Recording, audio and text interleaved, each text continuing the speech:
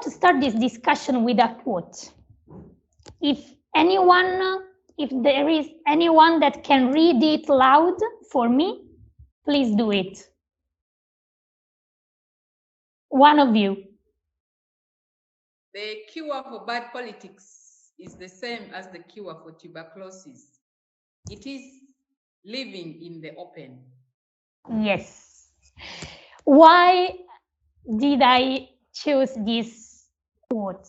Because I think in this sentence we have at least 3 moments that are key moments in the eradication of tuberculosis. One is politics, because there is no TB eradication that is possible without a strategy adopted by national and international level.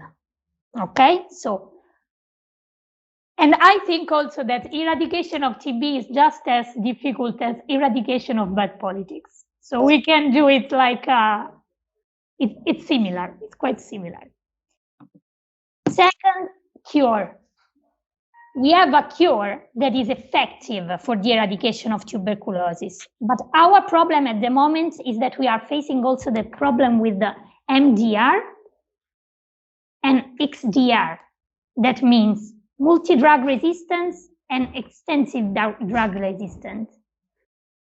There are 2 problems emerging, and we will see it next.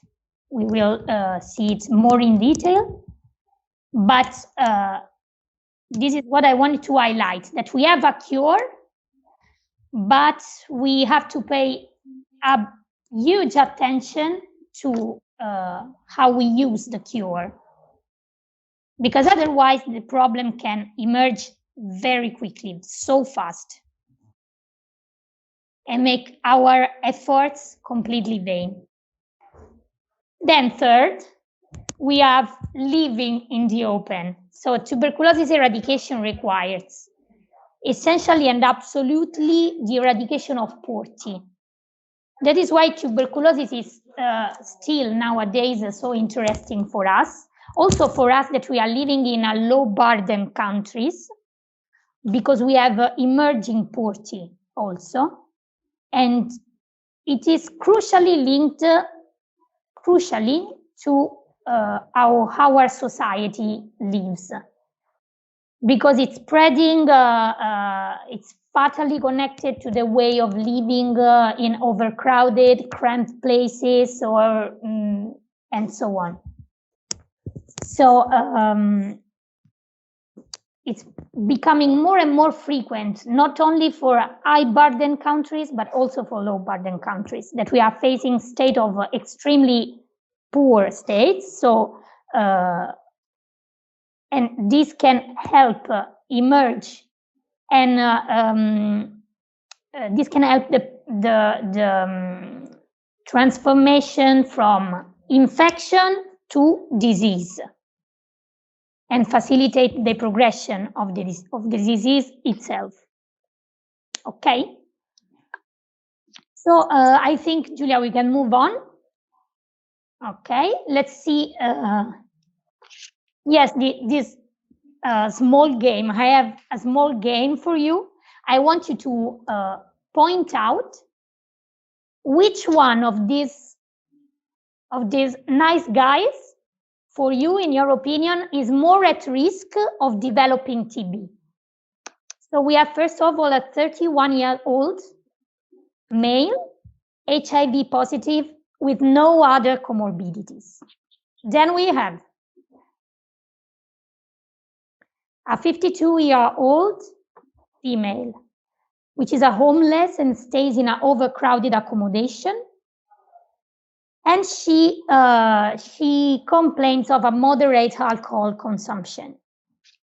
Then we have, last, a 76-year-old male affected by diabetes mellitus type 2, which is also affected by chronic kidney disease and stage on hemodialysis. Which one among them is, in your opinion, mostly at risk of developing TB? Active TB, I mean.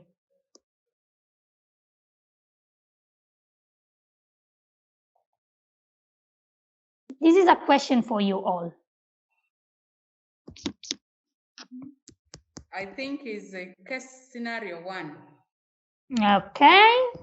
Yes, because majorly we see a lot of TB with HIV infection. Sure, surely you are right, but I wanted, this is like, it's quite tricky because your scenario is, of course, the first one. Yep. In our countries, it is true that HIV positive people surely are mostly at risk of developing active TB, yes, but we are facing another tricky thing, that it's the emergence of in more and more people that are treated with medications that depress and lower their immunitary status, okay? Just like monoclonal antibodies, or maybe immunomodulatory drugs that can have an action on immunitary status that can depress the immunity. And these are all at risk of developing active TB. So, in fact, these three people, these three subjects are all at the same risk of developing active TB. Yep. True. Okay, because they are all exposed to a risk factor that makes them at risk of developing active TB from infection. Okay? Right. So let's have a quick look at epidemiology. Okay.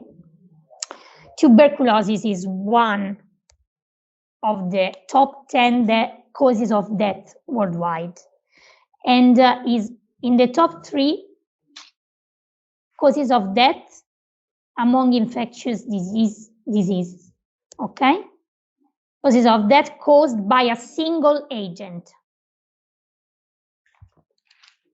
So then we have the distribution pattern. You can see here the distribution of the cases of TB. This is the incident cases of TB in 2019. You can see that mostly the distribution involves the southern regions of the world. So the southern hemisphere. Okay.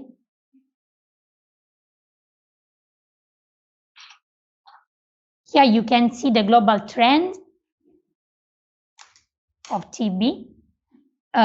Estimated number of incident TB cases in the left, on the left, and the incidence rate on the right. Okay, you can see the dashed line here, right over here, the 2020 milestone. You can see that we are slowly reaching, but not that much. I think we can do more, and we can see now, if we moving forward in this presentation, that we can actually do more to reach the goal of the anti-TB strategy.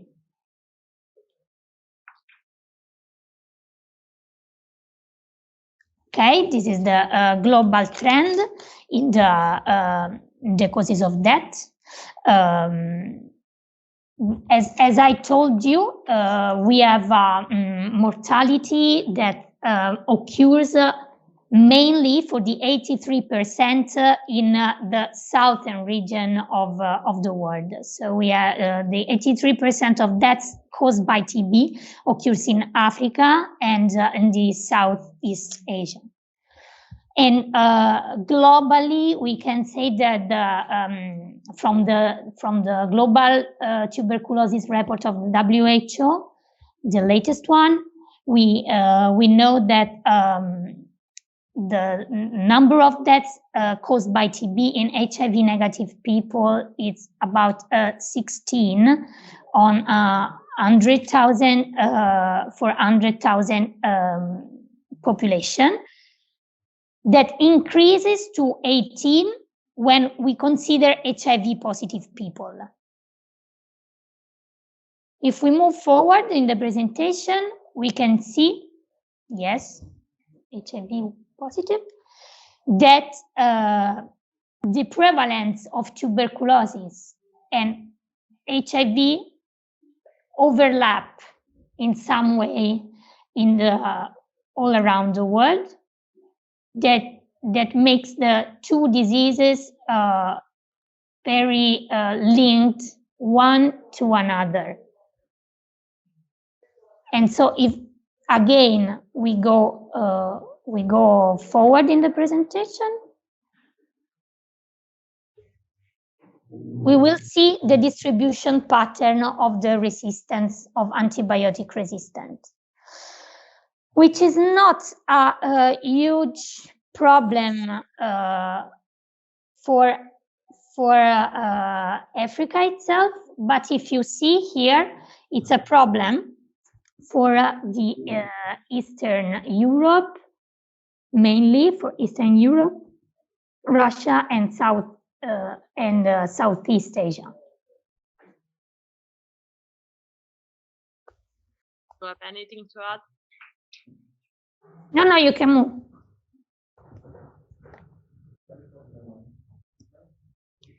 Okay. Yeah, there are some data regarding Uganda. So we have the estimates of TB burden in 2019, the total TB incidence, and the estimated proportion of the cases caused by multi-drug resistance. Yes, Julia, you can move forward.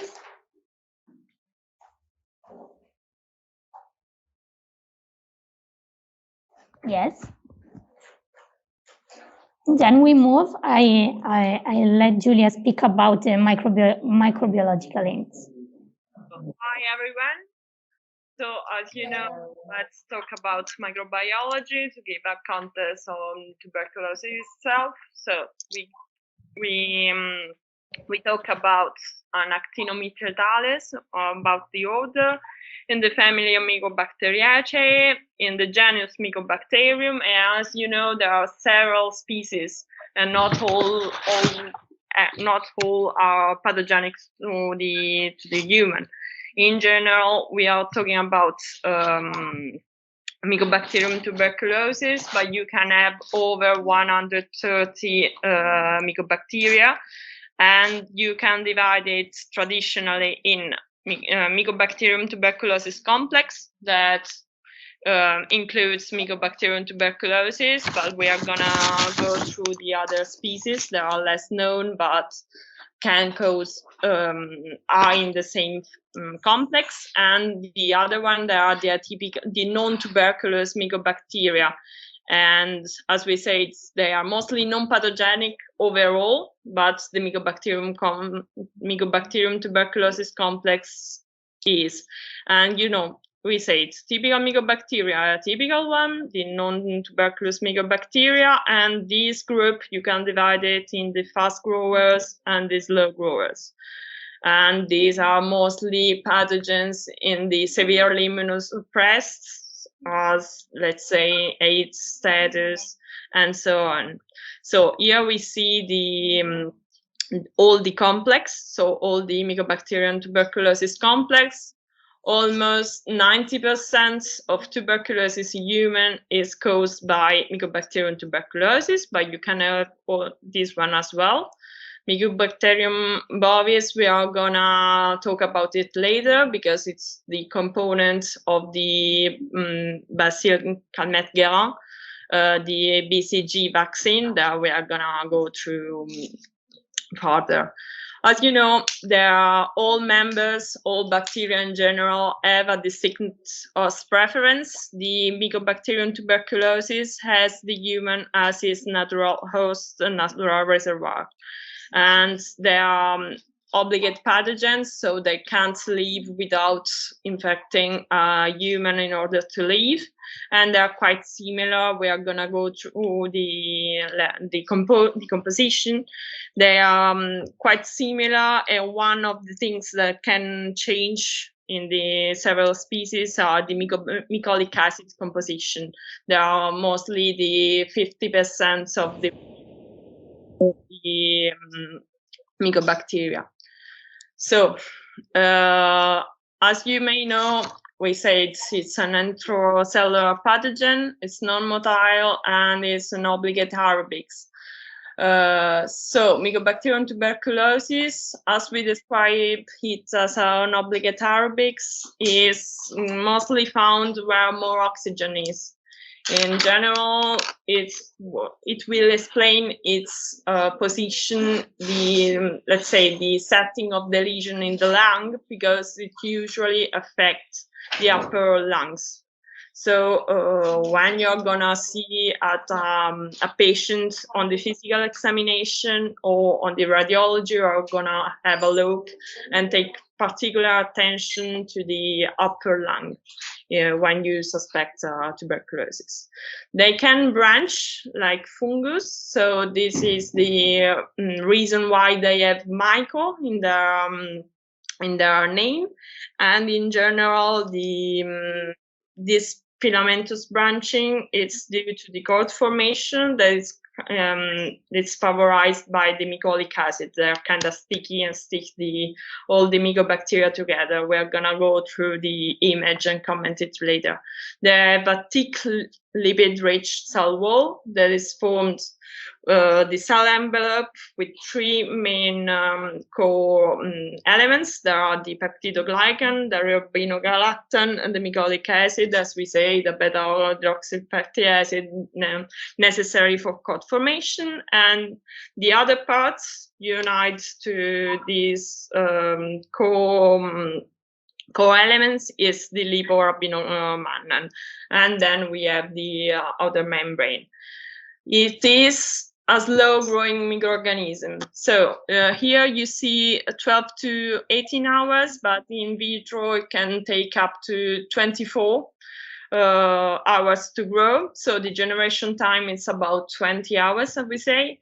And when you need your cultures to know your identification and so on, it can take up to 3 weeks. So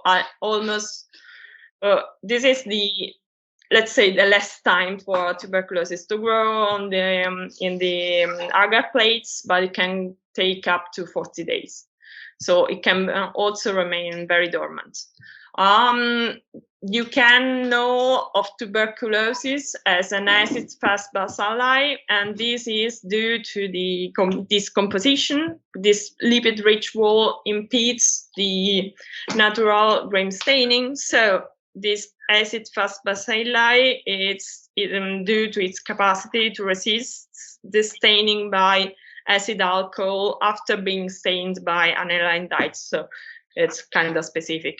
Maybe it's not something that you're gonna see often, but this is a way for us to classify this kind of pathogen.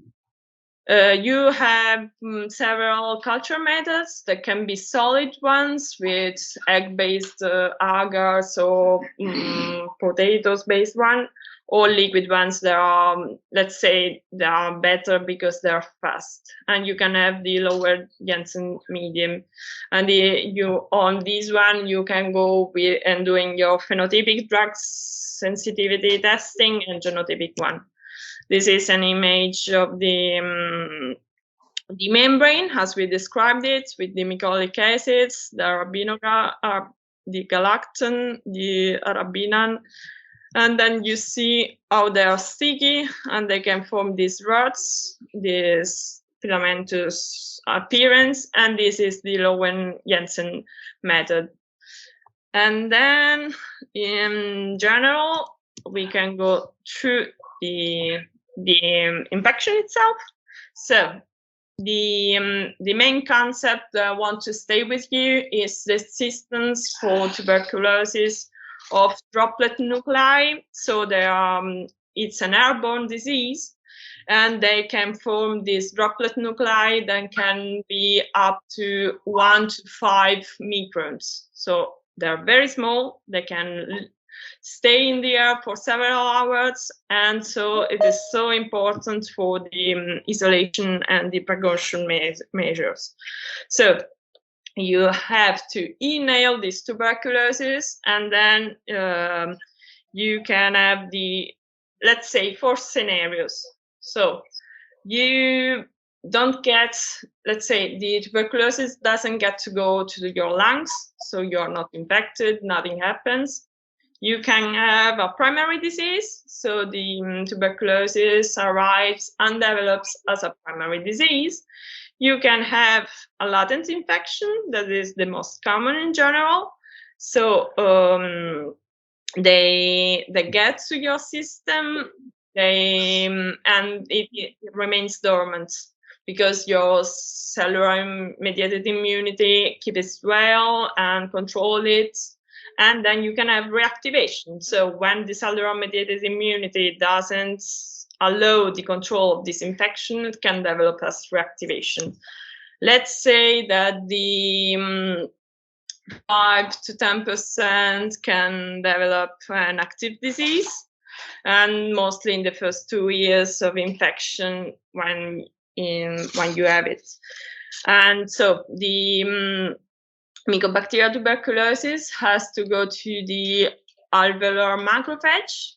Some gap in research is with the interaction with the lung epithelium, because, you know, alveolus macrophage are not that numerous. Let's say it's not that you don't have many alveolar macrophage around.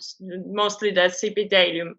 We don't know how Mycobacterium tuberculosis interacts with the epithelium, but then it enters, it interacts with the macrophage. The macrophage that is invaded by the tuberculosis secretes chemokines, cytokines, and these attract other phagocytic cells like the dendritic one, the monocytes, other alveolar macrophage and neutrophils. And this way you have this tubercle formation.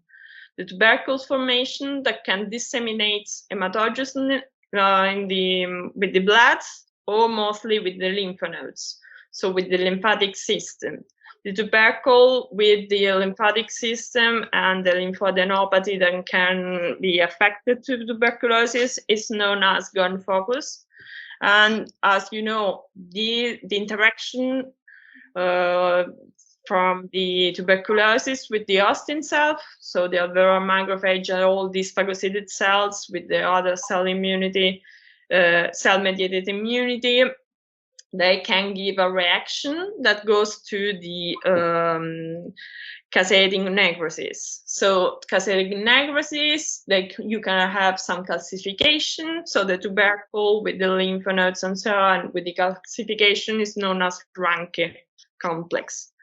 So as we say, the caseating necrosis is not strictly pathognomonic of tuberculosis. It has to make you think of it. You can see it on the, let's say, the anatomy, the pathologic side when you make an histology.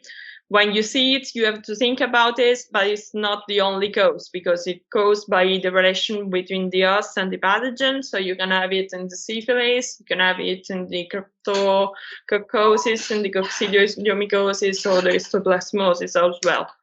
And then the tubercle can be contained, as we said, by the cellular mediated immunity, or in the first phase can also not be contained and develop as a primary disease. Primary tuberculosis not that often in the adults, but in the children can be one of the main causes. Let's say most infection in the children can develop as tuberculosis itself in a small time frame. On the contrary, the adults can have several years between the first infection and the development of tuberculosis, mostly as a reactivation. So it can also spread us on the hematogenous side, so via bloodstream, and this is important because you have to think of doing, for example, in some patients, especially in the disseminated tuberculosis, blood cultures. And you can have a mechanic dissemination because the tubercle, with all its necrosis, can develop as a caverna, and this caverna can get the tuberculosis, the Mycobacteria tuberculosis, directly to the bronchioles and then to all the airway system. In general, so we have tuberculosis, you can inhale it, and this is can get to the lung. 5% of the infected individual can develop to the cavitary TB. And, you know, it can get to the hematologic spread as well. In general, the risk factors of developing tuberculosis are on the for the recently infected one, the close contacts of a person with infectious tuberculosis, migrants or refugees coming from areas with high rates of tuberculosis, children less of 5 years that have positive TB tests, quantiferon or IGRA or tuberculin tests, the group with high rates of TB transmission, let's say homeless people, injection drug user, people living with HIV infection, or working in people in contexts with high burden of TB in facilities like hospitals, homeless shelters, correctional facilities, prisons, or nursing homes. In general, you know, let's remain on this part. It is also important to consider for the recent infection, the remote infection.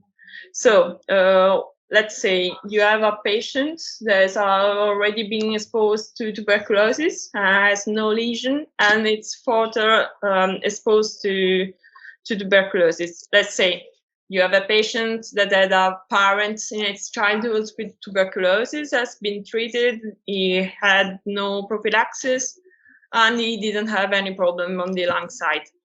And then it becomes a close contact of a person with an infectious tuberculosis disease.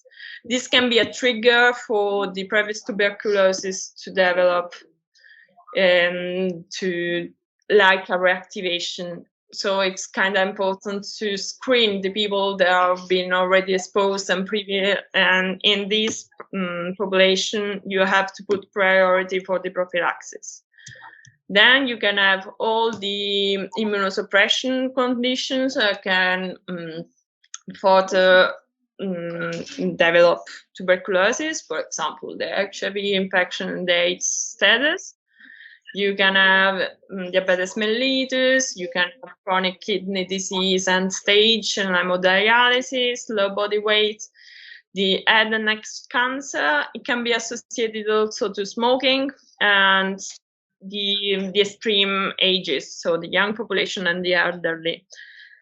And then we are in general, the risk factor for developing tuberculosis, it's the balance between the host factors. You can have some genetic side also, or this acquired susceptibility as immunosuppression, and the virulence factor that are intrinsic to tuberculosis. There have been studies where they try to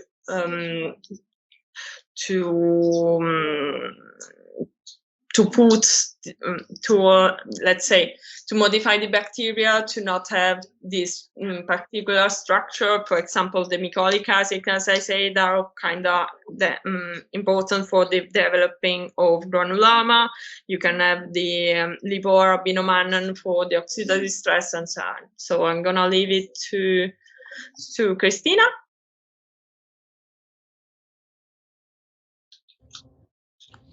Okay. Now we move to the clinical features. And based on what Julia has just said, we have a different possible manifestation, clinical manifestation of tuberculosis. The first one is pulmonary TB, which represent the majority of the TB manifestation.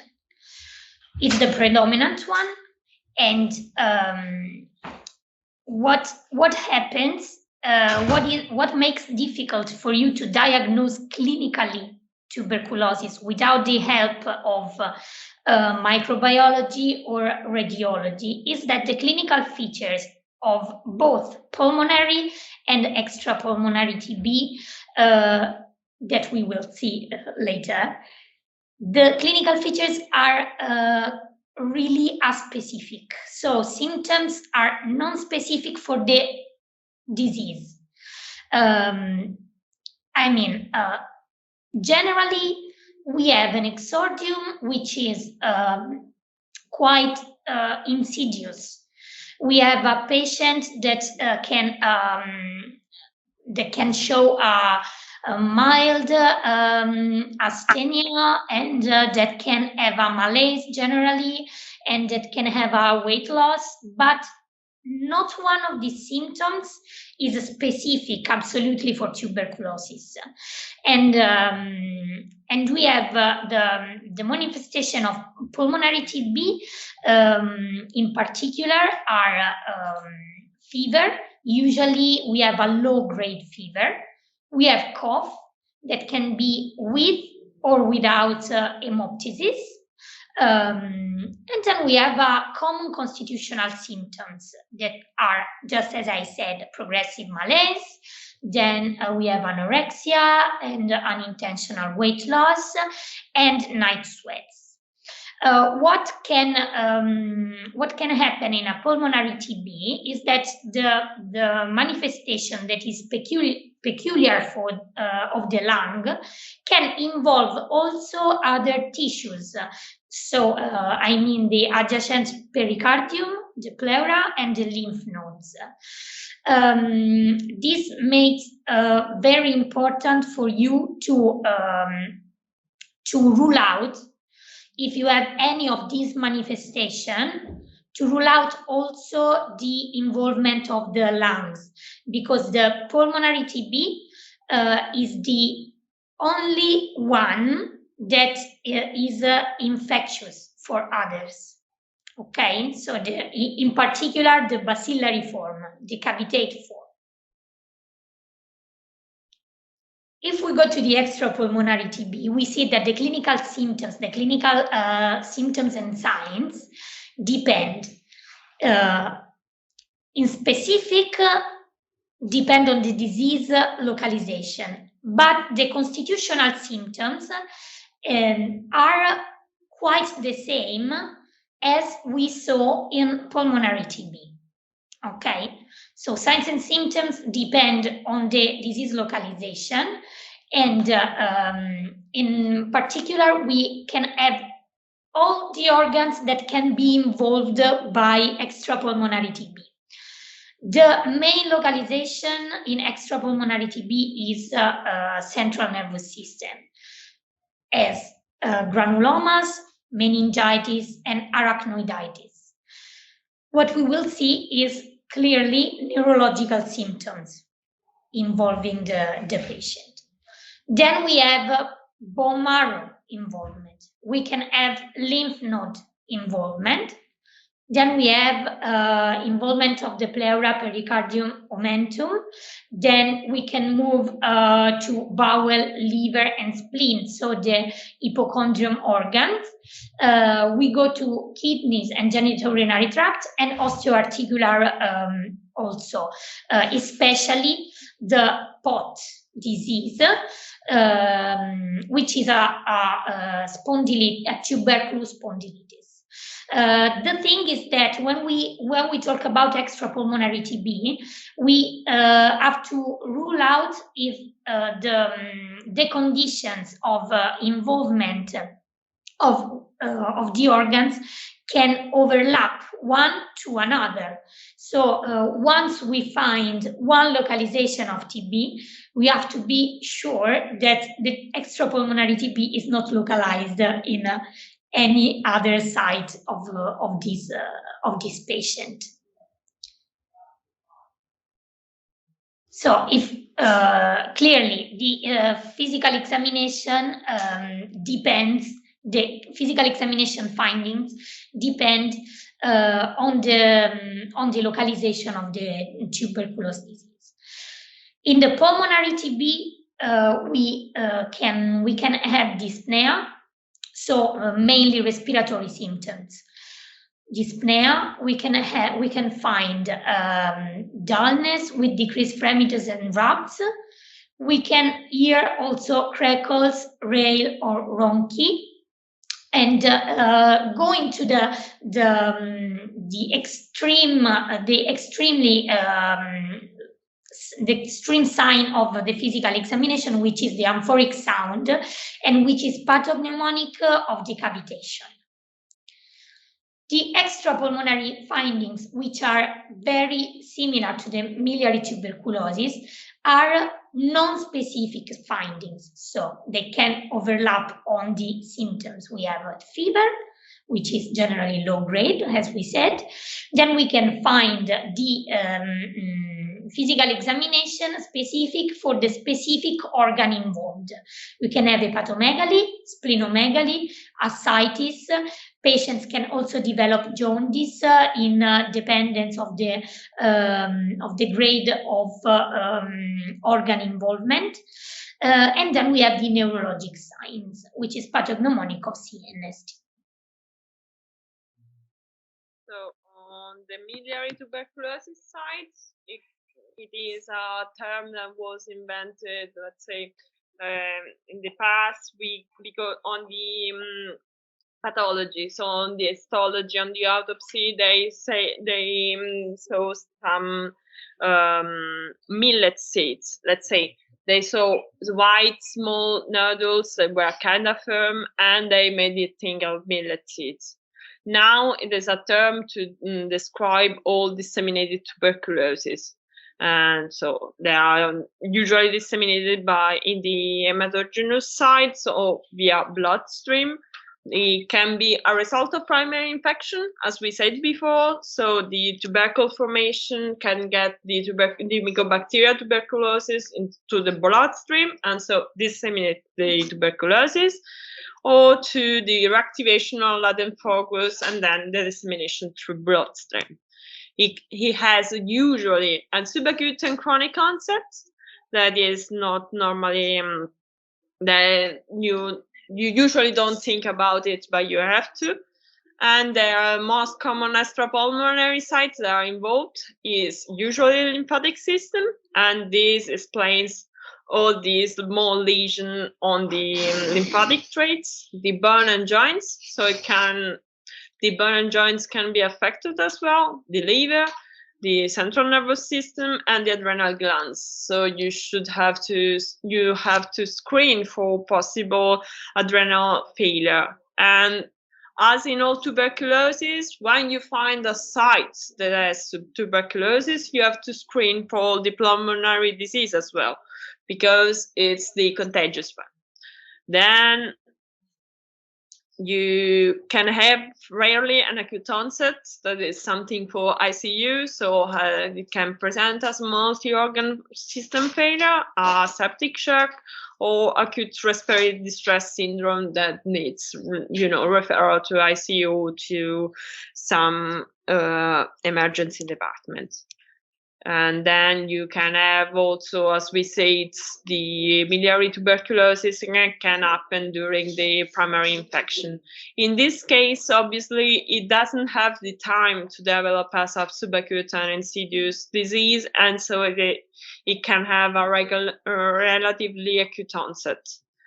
Here you see all the whitish, yellowish seeds, nodules that you can see here. And this is one of the typical appearance of the radiographical side. So here you see the miliary tuberculosis on the lung. So this reticularly nodulary infiltrates, and on the rest you don't see any other lesion. You can have maybe some lymphadenopathy as well. As we said, the lymphatic system is one of the most affected in the miliary tuberculosis. On the lab side, you can have all the possible manifestations. So you can have anemia, you can have that it can be related to the bone marrow infiltration, but also to the inflammatory side. You can have leukopenia, leukocytosis, and pancytopenia is something that you usually see in these patients. You can have myelite coagulation abnormalities, and you can have polyclonal gamma globulinemia. Then you have hyponatremia that can be typical also of on the tuberculosis itself, so even the pulmonary one, and hypercalcemia. When you do the urine analysis on this patient, you may find some pyuria, so some leukocytes in your urine analysis, but you don't find any bacteria, any infection. So this is the sterile pyuria. And you can have the radiographic imaging that can help you. Usually the chest X-ray, as we said, in the most advanced status can be quite, let's say, talkative and tell you about the disease that the patient have, or you can go to the chest CT scan, but it's more rare, and then to the PET. That it's not this useful because it cannot distinguish between cancer and tuberculosis. Right. As we see here, are the main localization for tuberculosis. So the CNS with meningitis and possible brain tuberculomas. You can have the queen of the tuberculosis localization, that is the lung or the airway system. You can have bone and articulation involvement, usually in the form of the pot disease, so the spondylitis. You can have the liver involvement, the spleen involvement, and the genitourinary one. And then I let Christina talk. Yes, we give a quick look at the lab diagnostic techniques, which Julia has already shown in the microbiological hints. So, first of all, we have the microscopical identification with the stain Ziel-Nielsen, so in which we have the detection of alcohol acid fast bacilli. The detection of the bacilli is such important because in this way we can discriminate among bacillary and non-bacillary forms. So, which is important to discriminate the contagiosity, the infectiosity of infectiousness, of the patient. So then we have the culture techniques that can be on liquid, so broth, or solid based. The liquid culture techniques are faster, but we talk of weeks for mycobacteria to grow. So this still represents the gold standard for the identification of not only the mycobacteria but also the phenotypic resistances, but we cannot base our diagnosis waiting for the culture to grow. And then we move to the molecular test. We have the nucleic acid amplification test, which is the gene expert, in which is very useful, especially in high burden countries, to detect the mycobacteria genes and the gene resistance for rifampicin. We then move to the last diagnostic technique, which is particularly useful, let me say, in extrapulmonary TB, which is the histology. If we want to identify and discriminate a lesion in one of the possible sites of localization of extrapulmonary TB, the histology is very useful because it identifies especially the pathognomonic histologic sign, which is the necrotizing granuloma, which is quite pathognomonic of tuberculosis. Here I put also the PPD and the quantiferon test, which we don't use for the diagnosis of active TB, but it's useful for the diagnosis of latent infection. Okay, here we have then the radiology, which is very helpful in the diagnosis of, first of all, pulmonary TB. The chest X-ray, which is a low-cost examination, can show the, let me say that we have a quite specific radiologic pattern at the chest X-ray, which is the focal infiltration of the upper lobe.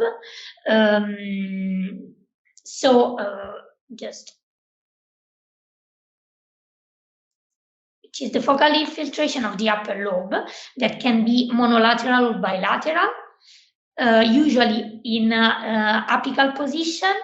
And also at the chest X-ray, you can see cavitation when cavitations are very huge. Then the next step is the CT scan, which is more sensitive than the plain chest X-ray alone, but for sure is not always available and it's more costly. Other typical presentation can be the miliary form, so the small fibronodular lesions that Giulia talked about, talking about the miliary TB. We can have hilar adenopathy, then we can have a pleural effusion, or it can be it can present as a lung mass or tuberculoma. This is an image of, you can see here the upper or apical infiltration here. And inside you can see the cavitation, which appears clear at the CT scan that we have next, the next image. This is the position. Giulia, you can show also the next one. So this is the appearance, how the cavitation and the infiltration of the upper lobe appears at the CT scan.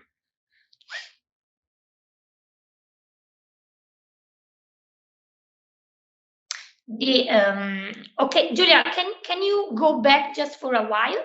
Because I want them to see that another typical manifestation of pulmonary TB at CT scan is the so-called tree in a bud. So it's like here you can see, you can show them here in that here you have like bronchus, which is surrounded by the inflammation of the small bronchial airways. Yes, we go next. Okay. Just a quick look at the emerging role that ultrasound scan can have in the diagnosis, especially of extrapulmonary TB, which is very useful for you because ultrasound is a low-cost radiology method that you can perform at the first level. So you can perform it also in an emergency department. It can be performed by a not so experienced also echographist because it is a point of care technique of ultrasound scan, and it is you can perform it by a reproducible protocol, which is called FASH, addressing some specific questions. So what we want to know is, do we have a pericardial effusion? Is there any pleural effusion? Is there any ascites? So these three questions can answer to: is there any pericardial TB, pleural, or possible abdominal localization of tuberculosis? And this is the FASH basic protocol. Then we can enhance also the sensitivity of the test, adding also the other localization that we can find at the ultrasound scan with the FASH plus. Is there any periportal or para-aortic lymph nodes that can rule out an abdominal TB? Is there any presence of focal liver lesions or splenic lesions that can be that can be a sign of disseminated TB? If we move forward, we can see here the position of the probe. In the first position, you will look for pericardial effusion. In second and fourth position, you go to check for pleural effusion. Third and fifth position, you go to check for liver and spleen. And in the sixth position, you go checking for a possible presence of ascites. So these are a simple position of the probe. And with this diagnostic technique, which is really emerging at the moment, you can find a possible localization of extrapulmonary TB. And it is particularly useful in countries with a high prevalence of both HIV and extrapulmonary TB, because as we will see next, HIV people are particularly at risk of developing extrapulmonary localization of tuberculosis. Okay. And to go through the treatments, in the drug susceptible, so you have found on your Amigobacterium tuberculosis sample of your FB smear tuberculosis. You also have your, let's say, phenotypic testing, and so you have the drug susceptible one. In general, you have to think about isolation precaution since your suspicion of pulmonary tuberculosis. So, or even you have a patient with tuberculosis outside the pulmonary system, but you have to screen and to exclude the presence of tuberculosis in the lung. So you put them in a separate area so they can't infect other new people. You have to put your protective equipment. Usually it should be a FFP2 mask or a N95 mask, so with a high filtrating power. And you should so put them aside, and they shouldn't be with other people, at least for 2 weeks of their effective treatment. Then you can, according to the Ugandan Health Ministry guidelines, you don't need to isolate them anymore. You, as we said, so 2 weeks of effective anti-tuberculosis treatments, you can send them home according to the local guidelines. This is the approach. Usually you have 2 months of the intensive phase with 4 drugs that you use. So usually is rifampin, isoniazid, ethambutol, pyrazinamide, and then you go to 4 months of consolidation phase. But you also have to look if the smear sputum stays negative, or get negative over the time, because otherwise the intensive and the consolidation phase are gonna change. So another thing that's gonna affect the duration of timing is the cavitation. So that in the presence of cavitation, the treatment has a longer course and can get to 9 months or even 10 months. And so you have also to look at your cultures and your phenotypic and genotypic, if you have testing, and adjust your therapy accordingly. These are the first-line drugs, as we said. They exist in several forms. You can see they can go as tablets, of aqueous solution, a capsule, and so on. And you have to weight your patient. You have to revise the weight of your patient often, because, as you know, the tuberculosis patients usually have a weight loss, but they can get back to their normal weights over the treatment. And you go with the daily doses. The twice weekly, and once weekly are not that suggested from the WHO, so we shouldn't consider it for the moment. You have isoniazid, that's usually 5 milligrams per kilogram. You have rifampin or rifampicin at 10 milligrams per kilogram. These are the other alternative you can use. The pyrazinamide usually goes with the weights. And then you have ethambutol as well.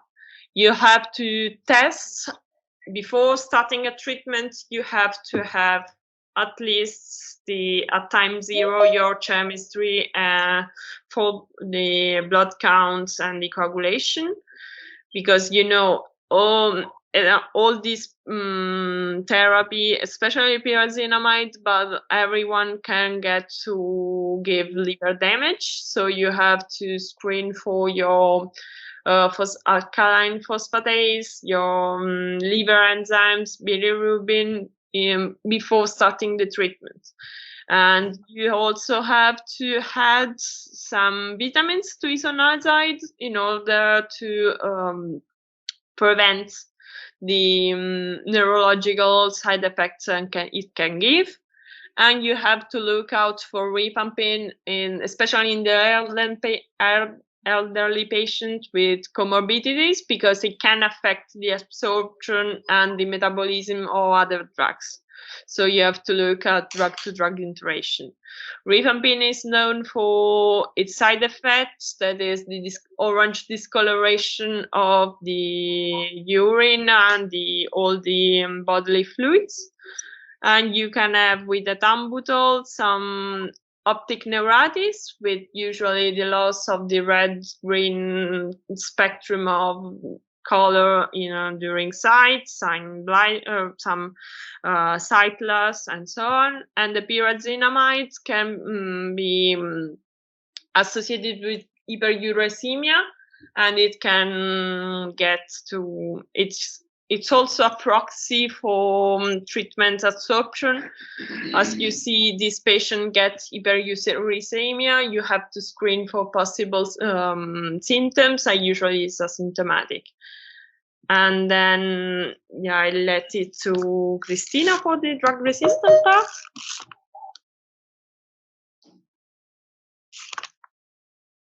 Oh, no, it's me, sorry. And then the drug resistance is caused by a tuberculous bacteria that is resistant to at least one first-line antituberculous drug. As we said before, isoniazid, rifampicin, ethambutol, what I lost, isoniazid, and pyrazinamide. And then you have the multi-drug resistant one. So you have to be resistant to at least isoniazid and rifampin. And there are the two most potent TB drugs, and they are quite the most effective one. And then we have the extensively drug-resistant one, which are usually resistant to isoniazid and rifampin, plus any fluoroquinolone could be used in tuberculosis resistant, as for example the moxifloxacin, or and it's important, and at least one of 3 injectable second-line drugs. So they are kind of tricky to treat, and you can refer it to the National Institute for this part. So here you have some steps that are quite useful for the selection of a drug-resistant regimen. You always have to look at your microbiology, so your phenotypic testing and genotypic testing as soon as you have them, and then choose accordingly. So you can use a fluoroquinolone, especially in the ER is more for the multi-drug resistant, because extensively drug resistance is something for the specialist side. And then you go with either linezolid or beta-aquilin, and then go to the other ones. That's the drug resistance course. It's very long treatment and should be revised often. So you have to control your FB, smear sputum, and your cultures over time in order to be aware of what you're treating. Then we are let it to Cristina. Yes, we talk about special population and tuberculosis. So what do you do with a pregnant woman? First of all, any woman that is newly diagnosed with tuberculosis you should inquire about pregnancy. Fortunately, the first-line agents are not unsafe in pregnancy. So we can basically treat safely all the patients that are pregnant and stay with tuberculosis disease. So in the latent TB infection, what we do is that we recommend absolutely the treatment for latent TB, and we can do it with tuberculosis with isoniazid for 9 months. And give also the B6 vitamin supplementation. What you should avoid is the combined regimen of isoniazid and rifampicin. And also in women that you expect that can be pregnant within the next 3 months, if you administer this kind of regimen for the treatment of latent TB infection. If we move to the TB disease itself, we can see that all the drugs are considered safe, except for pyrazinamide, that is which is not specifically unsafe, but the effect on the fetus is still not known, not as much. But we see that if we have a pregnant woman which is infected with both TB disease and HIV infection, we prefer administering all the 4 drugs in the first-line treatment, including the pyrazinamide, because the treatment, the benefits of the complete treatment in one way outweighs the risk of having some potential risk for the fetus. Okay, just one note about the breastfeeding, which is very important. The drugs, the excretion in mother's milk is of the anti-tuberculous drug is very low. So we can say that a mother can easily proceed with the breastfeeding for the fetus, but I mean every child of an infected mother should be screened for tuberculosis, because if it's found to be positive, you should immediately start the treatment. And this is linked to the fact that the excretion in the milk is very low. So these are the drugs that instead are absolutely contraindicated in pregnant women, and we see that mainly they are a second-line drug of choice. So streptomycin, kanamycin, amikacin, capreomycin, and fluoroquinolones, which are very risky to use for the fetus.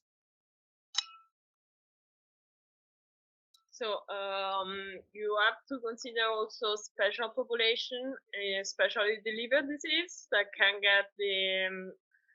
can give, let's say, it's a bit challenging to treat, as we mentioned before. The treatment is kind of hepatotoxic, so you have to look at the treatment, its toxicity. You have to screen for other possible comorbidity of the patient, especially viral hepatitis, that can, let's say, they can affect the treatment course. So, for example, hepatitis B and hepatitis C. And in general, you should consider treatments, especially for hepatitis B, but as the there are some drug interaction and problems with the drugs for hepatitis C, you should withhold the treatment till the end of the tuberculosis. As we said, you should monitor your hepatic enzymes, cytolysis, and bilirubin, especially at time 1. The pyrazinamide is one of the most toxic in the cocktail drug that you can use in tuberculosis, so you should avoid it. And then you should consider a regimen without rifampicin, but it's kind of tricky, you know. And you can use streptomycin and ethambutol if the treatment is necessary in this kind of patients. In general, for the National Tuberculosis and Leprosy Program of Uganda, the recommended regimens are 2 months of streptomycin, rifampin, isoniazid, and ethambutol, and then the consolidation part with ethambutol isoniazid. Or you can go without rifampin and go with a longer course of treatment. And the timing usually stays more or less the same as we say here, but for bone tuberculosis or central nervous system tuberculosis, the time goes up to 18 months. And then for the kidney disease, we should think about the risk of infection in this population. As we said before, the chronic kidney disease and the end stage, especially the hemodialysis, is an immunosuppressive state that kind of is a risk factor for developing the TB infection itself and this disease. So you will have more tuberculosis in this population than the general population alone. And a special consideration is for peritoneal dialysis. It's a mistake here. And in this population, so the patient with chronic end-stage kidney disease, that goes in peritoneal dialysis, they will develop more often than other patients the peritoneal tuberculosis. So you have to screen for these when you suspect tuberculosis in these patients. And you have the noble dosage. As we say, it's the metabolism in the anti-tuberculous drugs are mostly hepatic. So isoniazide, rifampicin, and pyrazinamide stays the same. Always with pyridoxine, so vitamin B2 supplements in order to prevent the neurological toxicity. The reduced dosage is for streptomycin and ethambutol. They are reduced usually because they can accumulate, because dialysis doesn't remove them from the bloodstream. And in general, in this kind of patient, you should consider treatment drug monitoring. So the concentration in the blood can vary a lot between patients. So it could be an idea, especially if you have a patient that doesn't respond well from the therapy you have been giving to the patient, and if you have all the proofs that your tuberculosis is sensitive for these kind of drugs. You should avoid, aminoglycosides and cabromycin. They are kind of toxic for the kidney. In general, when you have a patient with chronic kidney disease, but in hemodialysis, you should give the directed observed therapy after dialysis, because this way you will have the dosage higher in the bloodstream for a longer time than before. And you should consider, as we say, the treatment drug monitoring. The safe regimen from your Ministry of Health in the National Tuberculosis and Leprosy Program is 2 months of isoniazide, pyrazinamide, and rifampin, and then 4 months of consolidation with isoniazide and rifampin. You should consider also all the comorbidity. As you know, a chronic kidney disease patient usually has also other comorbidities. For example, diabetes, I can get to the chronic kidney disease, and that it can affect absorption, and the treatment that are given for the other comorbid condition can get some drug-to-drug interaction, especially with rifampin, as we said before, or for example, for atrial fibrillation. And then we go to children with Christina. Children are particular high risk of developing active TB, as we have some key risk factors for them if they are household or other close contact of a case of pulmonary TB, especially if we already said if this is a bacillary form. We have that children are particularly at a risk of developing active TB if they are aged less than 5 years, and this is also why we recommend these children aged less than 5 years that are close contact of a case of TB to undergo latent tuberculosis treatment. They are particular at high risk if they have HIV infection and in case of severe malnutrition. What happens in children is that for children, just as we said for HIV patients, we have a higher risk of developing a disseminated form of TB. So if we go forward and see the sites in which the child is affected from tuberculosis, we will see that mainly we will see the tuberculous meningitis is one of the main manifestations of tuberculosis in children.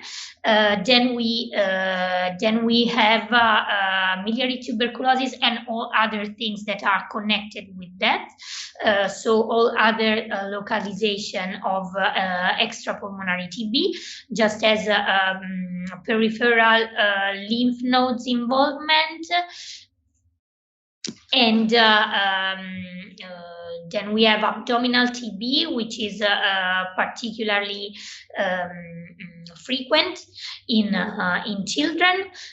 Julia, if you go forward, we can show a small table about that. And Then we also have the osteoarticular and pericardial TB to be very frequent in children. The treatment is usually the same as we have in adult patient. The difference is that is adjusted by the body weight. So we have isoniazid to be given at 10 milligrams per kg at the maximum dose of 300 milligrams per day. And this is also true for adult people affected with TB. Rifampicin to be given at 15 milligrams per kg at maximum dose of 600 milligrams per day. And pyrazinamide to be given at 35 milligrams per kg, and ethambutol 20 milligrams per kg daily. Always with the vitamin B6 supplementation. Okay. I don't know, Antonella, if someone has answered that they want to have a break. Maybe we can do it before the clinical scenarios, if you agree. Go ahead. Okay. Okay. What should we say about the tuberculosis treatment and antiretroviral treatment? We already said that tuberculosis manifestations and symptoms in people living with HIV are very frequent, and the two conditions frequently overlap because of the suppression of the immunity that affects people living with HIV. What happens is that we have to be careful about two main things. One is that people living with HIV having tuberculosis are at high risk of developing a reaction that is called IRIS, so immune reconstitution inflammatory syndrome, due to the reactivation of the immunity, which happens at the moment that we start the treatment, both for tuberculosis and the antiretroviral treatment. This is why tuberculosis and cryptococcal meningitis mainly are the two conditions, height-defining conditions, in which we have to be careful about the timing in which we start the antiretroviral treatment. And according to the CD4 count level at baseline, we can decide how much deferring the initiation of the antiretroviral treatment.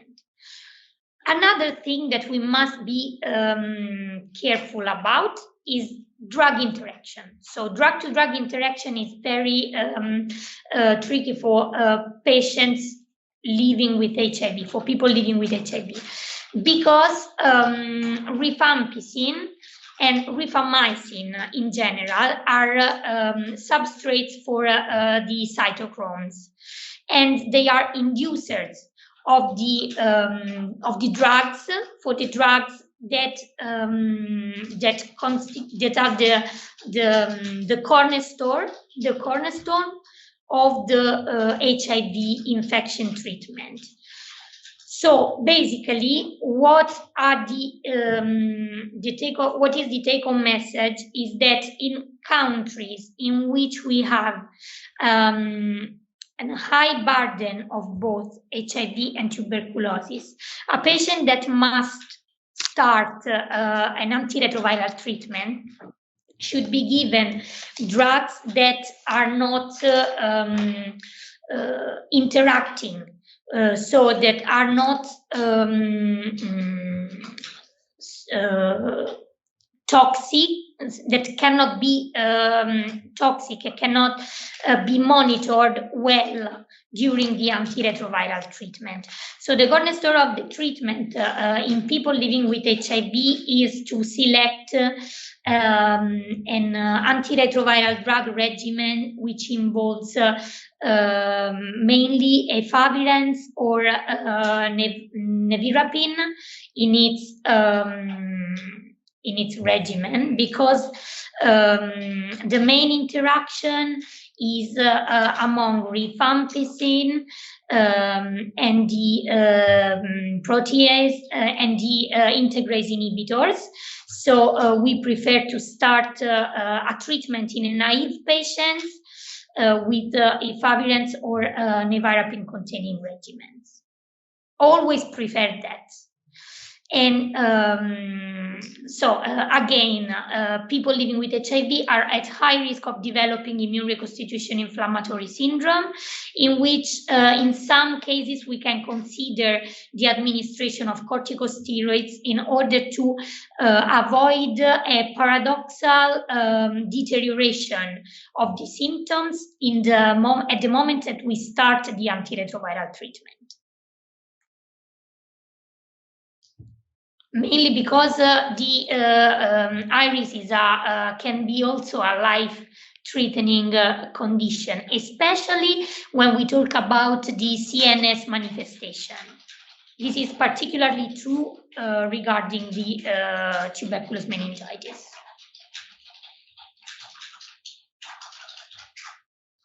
Okay, this table shows how the profile of the patient affected by HIV infection and TB both changes according to the stage of the HIV infection.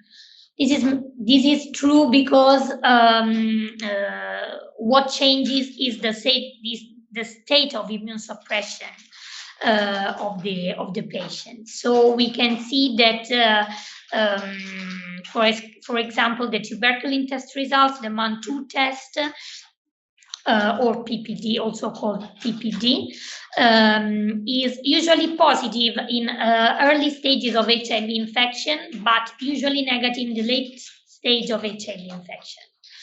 And this is important because this is particularly important if we consider that in high burden countries for both HIV and tuberculosis, we have to decide if whether to start or not a preventive treatment for tuberculosis in HIV patients, because they in newly diagnosed HIV patients, according to the status of HIV infection.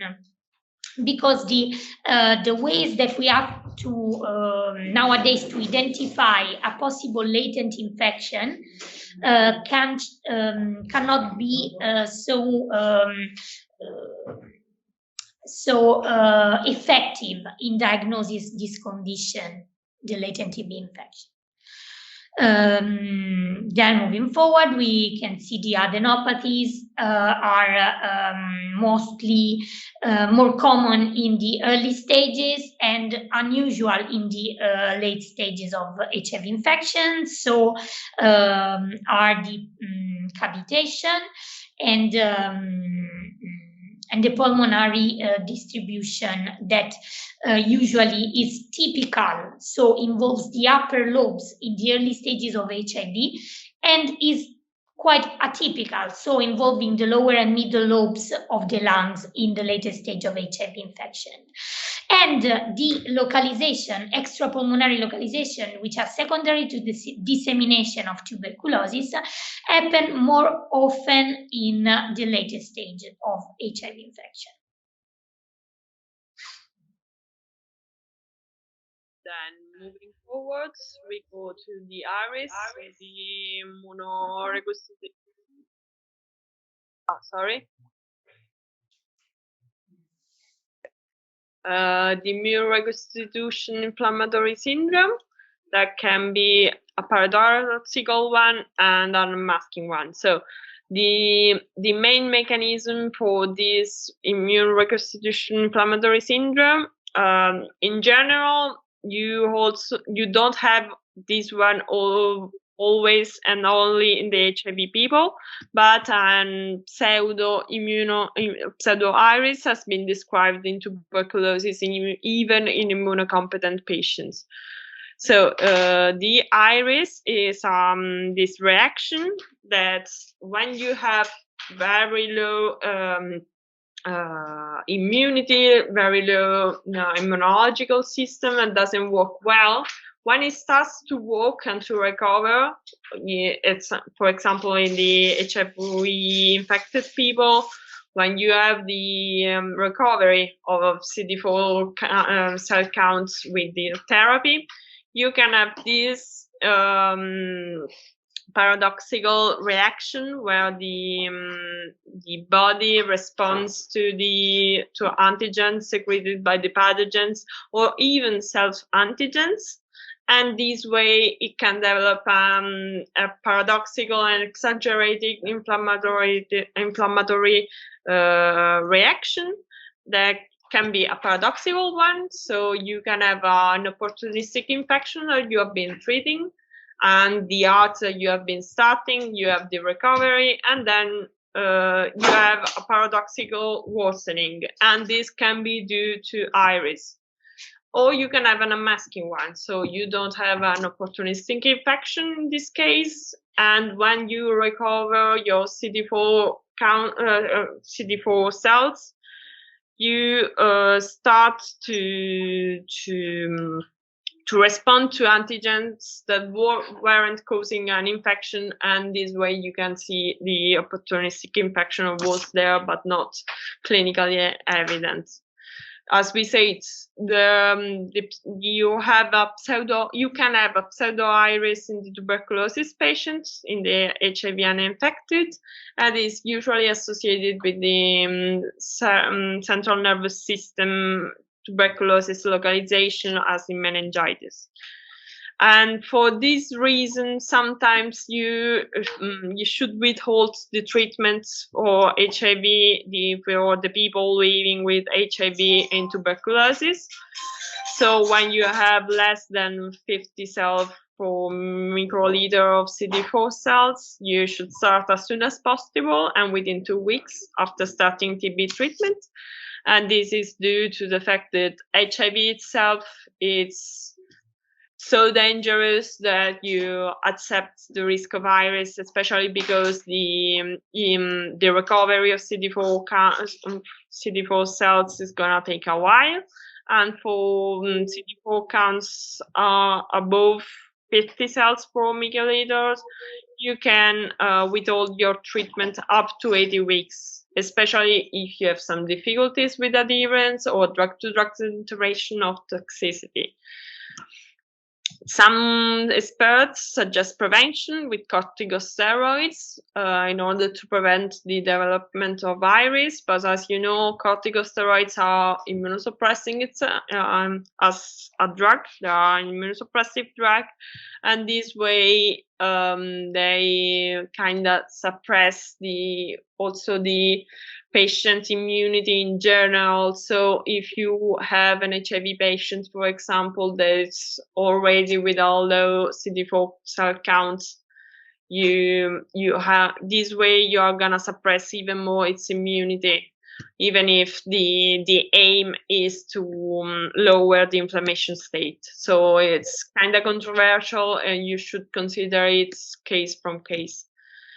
In the central nervous system iris, so in the tuberculous meningitis, you should use prednisone, and in this case it is as a prevention, and you use prednisone 1.5 milligrams per kilo per day for 2 weeks, and then you taper it down. And then for the treatment monitoring a clinical response, you have these ones that are taken from your National Tuberculosis and Leprosy Program, and you have to look at your smear in several times. At the end of the 2 initial months, you should start your continuation phase if your FB smear is negative. If it is positive, you should continue for another month and then repeat the sputum. And then if you have your drug sensitivity testing and it's okay. You can start your treatment according to the results, but if you don't have, you should do it and then start an empiric drug-resistant regimen. And so you can go through the guidelines to see each case, but in general, sputum smear positive at 2 months, 3 months, or 5 months, it's a very negative proxy of your treatment. So or you can have a severe tuberculosis, or you can have a drug-resistant one. So you should go to the second line and then to the third line, and you should evaluate your case with some expert. We can go through some clinical scenarios to go on the practical side of all the theoric one that we have gone through. Let's say the one that make you sleep so well. So here we have a male, 63 years old, coming from Ethiopia, coming to our attention for a progressive weight loss. So he has lost almost 13 kilos with asthenia, anorexia, mild abdominal pain in the last 4 months. So he has lost weight, he doesn't eat well, is kind of tired, and has some abdominal pain. He has no hemoptysis, no nocturnal sweating, no cough. On the previous medical history side, we have a gastrectomy for peptic ulcer, no allergies, no chronic therapy. So on the physical examination, it has fever, so 39, is kind of tired because he has a very high respiratory rate, as you see here. It's tachycardic and asthenic and cachectic. You took its saturation, so it's peripheral saturation on the. It's an instrument that can get you the saturation of the oxygen saturation of oxygen in hemoglobin. It's 61, and it's not well. It doesn't look well, you know. So it's kind of dyspnoic. Is very, let's say, very tired. When you do your physical examination, you only find some bilateral basal crackles. You have tachycardia, as we said. You have peripheral edema. And on the abdomen, you have nothing relevant. No hepatosplenomegaly or no liver or no spleen problems. But you know, in this case, this patient was, let's say, it was compliant with the things that you said to him, but it was kind of difficult for him to hold his breath and so on. So on the neurological side, you have some dysmetria, so some imprecision on the cerebral test, but nothing else, all related to his cachexia state. On the some other findings. So what do you think? What would you do? What do you expect? Any idea?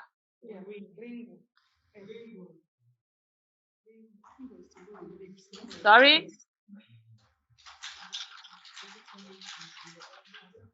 Any idea? Any suggestion? I don't hear you. AIDS. AIDS. Okay, HIV test. Yes. Would you do any other examination? Would you do any other thing before it? You know, HIV test in this patient is the first thing you do? CBC. No. We do a CBC. Sorry?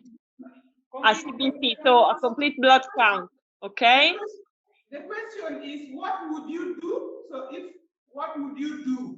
If you Yeah. say, what would you do? What would you do? Yes, we can. HIV also could be a test that you need to do. Yeah. Among others. Yeah. Complete blood count. Yeah. You should do malaria. This is a prevalence. Okay. Okay. Yeah, but malaria is a differential. Okay. But would you do something in emergency? This patient isn't well. He doesn't breathe well. He doesn't need oxygen in the blood. It's not well, you know. So what is done in emergency? Of course, this is a very sick patient. Yeah. Your priority is to put on oxygen to elevate the saturation. Exactly. So, secondly, you need to take care of the high temperature. Yeah. Okay, that's good. Which is ABCD. So we go to the emergency. So this is an algorithm you can use in the very sick patient. It is airway, breathing, circulation, disability, exposure. So it speaks, and we are find on the A side the breathing. The breathing isn't well. So we put a venti mask, an oxygen supplementation with high flow, and the saturation goes up to 80%. Then 80% is not well enough, so we go to an high flow nasal cannula. There is a special instrument that can allow to give high flow oxygen at high liters per minute. Here you have 60 liters per minute, and this way isn't well as well. You know, it's okay-ish, but it's not a good sign. So we called the resuscitation team to evaluate the patient. For the circulation side, so it's an unstable patient with high fever. He only had one peripheral venous access, so we put another, and we put a multi-parameter monitoring, as well as he had tachycardia, so we performed an EKG, and then the lab. So for the lab, you suggested a full blood cell count, that is okay, an HIV test. What other things would you suggest? Sorry? COVID? It's okay? Good idea. Then? Liver function test. Liver function test. You said malaria previously, then? What is the another clinical presentation? There was fever, cachexia, last lesion in the mouth. Sorry?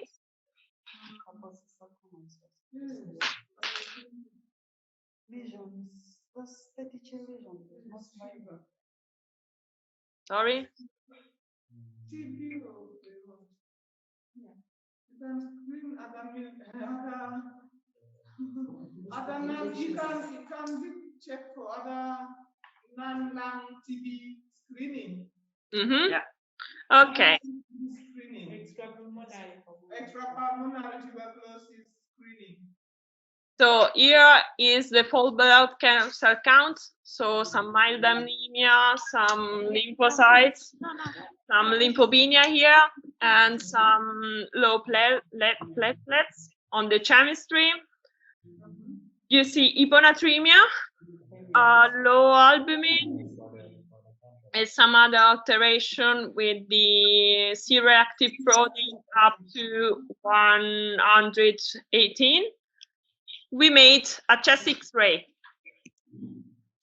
Okay, this one was in its previous history. It's not that important this time, because in our country, when he was attended from another doctor before coming this here, and they thought about cancer. But that is a good idea for the progressive weight loss. But in this patient, this is chest X-ray. So you can see all the infiltrates here, the reticular nodular infiltrates with some cavity here, some hilar adenopathy. It's kind of cachectic, as you see from the limbs. Yes. And then what would you think about this chest X-ray? Miliary tuberculosis can be queried. Okay, because it's the topic. Previously, you have said about miliary tuberculosis. Yeah. So here you have these, but as you said before, you should test for COVID as well with something like that, even if this history is not quite in this direction with the progressive weight loss. And then the other exam we cited, so we did an HIV test, you know, because let's say pneumocystic pneumonia can present in this way as well. And hepatitis screening, because it's going to affect our treatment. We did an nasopharyngeal swab for COVID. We did some microbiologic analysis looking for bacteria, Amigobacteria. We made some blood cultures. It was febrile, or urinary analysis, or urinal cultures. So finally, its sputum was positive for Mycobacteria. We had to refer the patient to ICU, where he was intubated and got back to our ward with a tracheal cannula, and it was going well because he didn't need this max oxygen. But my colleagues from the ward that were attending him said that he died yesterday, so it didn't make it. And this is a way to show you how severe and fatal tuberculosis can be, and how miliary tuberculosis is something that you should think with progressive weight loss and this kind of lesion in the lungs. This case, it's about a female 20 years old. There is an Italian one with a history of 5 months right coxalgia. So she had a right hip pain with some effusion. So she was referred to several doctors. In his previous history, you have some erythema nodosum that can be something that is associated with tuberculosis, but also with some rheumatologic condition and other infection, for example, the Yersinia infection. And this erythema nodosum was treated with corticosteroids. So he had right hip pain, some effusion, so they thought, maybe it's synovitis. So they treated with corticosteroids, some non-steroidal drugs, and some Tegar, that is, let's say it's a special treatment that you can get with some impulse in the articulations, kind of specific. They thought about the synovitis.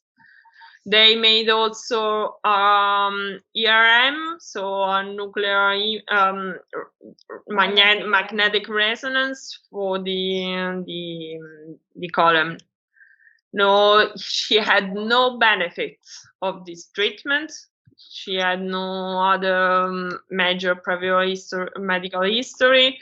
So they wanted to go deep with this patient. She was kind of young, and she made a fine needle aspiration biopsy guided by the ecography. So they got the synovial fluid, and they had Mycobacterium tuberculosis complex on the culture. So what do you do in a case like that? What we said before, you should think in this case. We have phase to bone tuberculosis, so you should exclude. What do you think you should do in this case? You have to identify the treatment, because like we are looking at TB of the bone. Mm-hmm. So TB of the bone, the first in our setting, you can do an X-ray. Yeah. That's very important to do a CBC. Mm-hmm. You also have to do HIV test.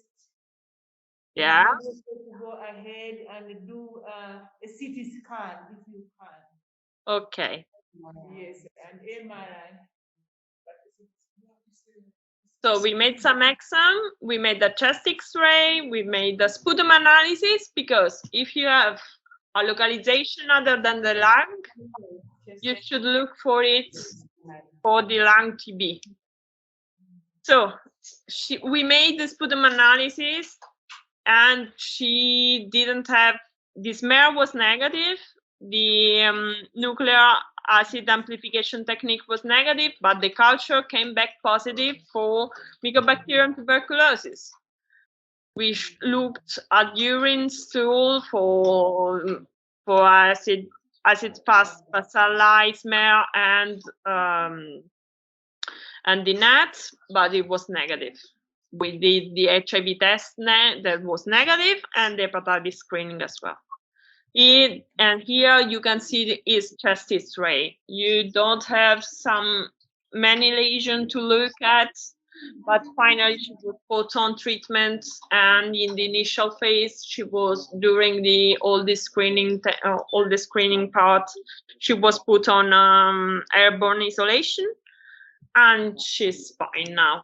So the take-home messages. Sorry, Julia, if I interrupt you, because I see some pop-up coming from someone that is having some questions. I see. Does she have any risk factor to develop this kind of TB? Not that I know of. So she wasn't immunosuppressed. She didn't have any contact that was at risk for tuberculosis. She was not from an overcrowded accommodation. I think she smoked.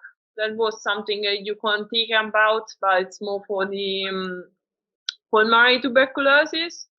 And it's mainly healthy young women, nothing else. And no contact with tuberculosis patients? They were known, at least. She didn't refer it.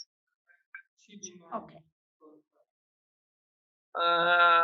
In the full image mode, I'm sorry, I didn't see the question because I'm in the full screen. I can see all the chat. Are there other? I will help you with that. Okay, any other question? No, just one thing. I saw that someone has mentioned among the possible tests to be done and desk, the MAN2 test. We said before it is not that you can do it, of course, but these will not help you to discriminate among a latent TB infection and active form of tuberculosis. So it's not so helpful. It's not that helpful. In the moment that you detect the synovial effusion and you collect it, this is the most specific test that you can do. So it is not that helpful for your differential diagnosis to perform the MAN2, because if it becomes positive, it doesn't tell you that the coxalgia is due to active TB, to the localization of the active TB. I don't know if you agree with me, Julia. Yeah, in this case, you have to look for active tuberculosis. You don't, as we said before, it's the difference between infection and disease. MAN2 test and IGRA are mostly for detecting infection that can develop to disease, but in this case, you have to treat disease. And each time that you find something that could be tuberculosis, you have to go deep and find also the microbiological samples as well, because it is a good norm, a good habit to have some microbiology when treating tuberculosis, because this way you can test all the culture or the phenotypic drug sensitive tests that is going to affect your treatment. Okay, then we said tuberculosis can be fatal. You have to look for it. You have to treat it once you find it. And so miliary tuberculosis It's one of the tuberculosis can be the most severe, but you can have the severe tuberculosis also in the pulmonary side. As we said, one tuberculosis location should make you look at the lung because it's the contagious one. So you have to look and screen for possible lung involvement. And when you have other diagnoses, they're more likely. For example, in the 63 years old male from before, at the beginning, they thought about cancer because in our domain, let's say we are a low burden country, you don't think easily of miliary tuberculosis. But in this case, it should have been the case as it was coming from an high burden country and it had some risk factor. You should also look for other co-infection, as you said before. So HIV can affect your treatment, also your viral, let's say viral hepatitis and so on. And then we go to this other case. That was a male, a 50 years old, active smoker that was inactive till the hospitalization, an active intravenous drug user with previous alcohol abuse. It was staying in the past almost 15 years in the Philippines. And then he had no previous medical history and came to our attention with asthenia and mild fever. He had some productive cough with greenish sputum, hemoptysis, and progressive dyspnea. He had also some weight loss, something like 20 kilos. He had no nocturnal sweating. So, what would you look for these patients? What would you do? Chest X-ray. Yeah. Then? Sputum. Yeah. Yeah. HIV, Hepatitis. Yeah. Urine, Okay. So we say. blood culture, Sorry. blood culture, CBC. Yeah. chest X-ray, sputum, CBC, HIV, hepatitis B, urine, blood culture and sensitivity, PCR Okay. and CRP. CRP, not CRP. CRP. You can get some chemistry as well to have a baseline. And this case, Right. the patient had some small fever, as we see here, was breathing well. He had a good blood pressure. He had a heart rate that was kind of okay and was otherwise unremarkable. We made the CBC, as you said, and it's okay. This was the chemistry. He had hyponatremia and some C-reactive protein that was kind of high. We made this chest X-ray. We made it in another stand. No, I have the image. So with multiple consolidation, we go through and we made the chest CT scan where we saw several other cavitation that was well defined with high walls, parenchymal distortions, some small nodules in the upper right lobe, in the lingula, in the inferior left lobe, with galaxy sign in the upper right lobe, and so on. Okay, you can write it here. And these were the image.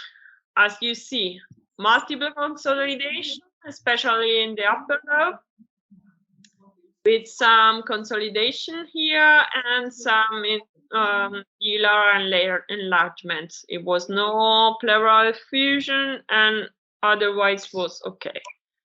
This is the CT scan.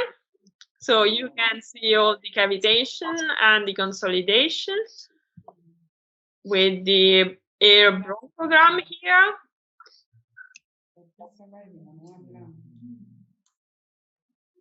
And here you go with the other parts. You can see some And so if you can see some at the beginning, being let's say a low burden country, the radiology was like, okay, you should look for lung sarcoidosis. We're like, okay. And so we put the patient to isolation. There is some key points that you should think about also when you have some patient like this. So productive cut for a long time with progressive weight loss, you should put this kind of patient into isolation. You should separate from the community. So what do you think of this patient? Does it have TB in your opinion? Very clear. Clinical signs of tuberculosis. So we did Pulmonary tuberculosis. okay. We made this test. We made the assay test to make the radiology happy, and then we made some we made also some analysis for other gems as well, because this was previous having the CT scan, I suppose, in order to make some differential diagnosis for other causes as well. We made the hepatitis, syphilis, and HIV testing was kind of important in these patients. As you see before, is an active intravenous drug user. So you should look for these things, especially hepatitis C and HIV. We did some atypical pneumonia serology as well, some other tests, some other, let's say, microbiology tests. So he was positive, he was put on treatment, and I think he has now finished this treatment course, and it's fine. In this case, you see a cavitary tuberculosis. So you should put them on a longer treatment. You should pay attention to their cultures. So it's gonna affect the treatment course, so the consolidation versus the intensive phase.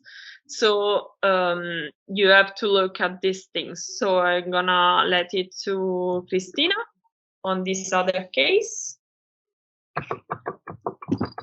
Okay. We move to the fourth clinical scenario. We have a male, 56-year-old, which is a professional nurse. He comes to the emergency department because of fever, low-grade fever, but onset of confusion and stiff neck. In particular, the parents, they say that he deteriorated in the last something like 7-10 days, and it was a slightly deterioration of his of his neurological status. So he's also a professional nurse. So we suppose that he has also a high level of culture. So the evidence of neurological deterioration is very clear for his family. On examination, we found drowsiness. The patient is drowsy. He's partially oriented in space and time. The BP is good, and so was the heart rate, and the saturation was 98% on room air. So he didn't need any hemodynamic support, not any oxygen support. It was confirmed that he had a low-grade fever, 37.5, and he had apnea in room air. So what was next? On examination, we found that the lung showed normal breath sounds. Then normal was cardiac activity with no murmurs added. What was wrong was about the neurological examination. We confirmed that there was a neck stiffness and he had a loss of strength bilaterally in his upper limbs. So, with this scenario, how would you manage this patient? What would you do?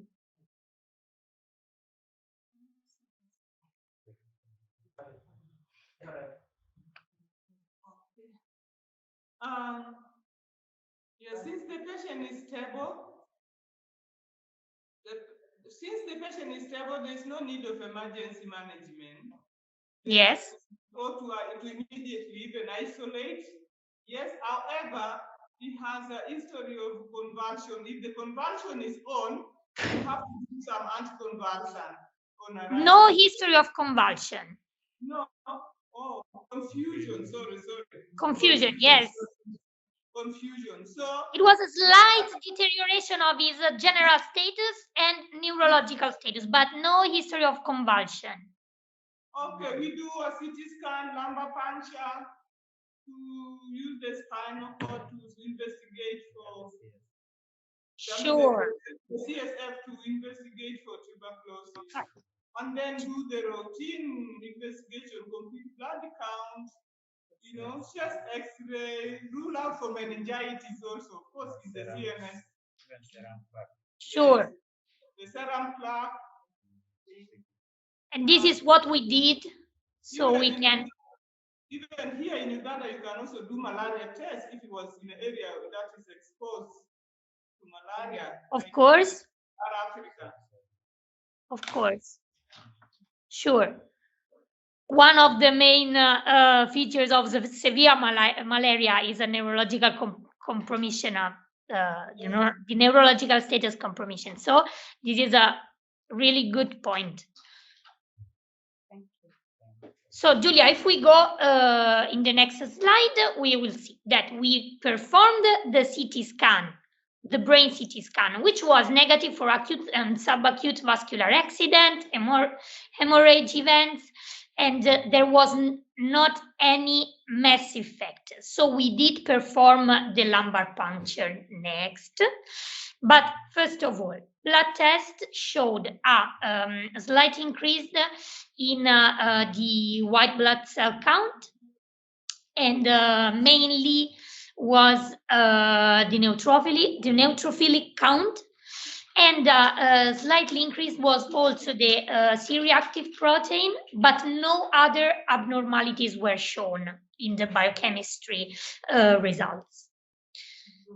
So next, we did, as you said, the lumbar punctures, which showed these kind of results.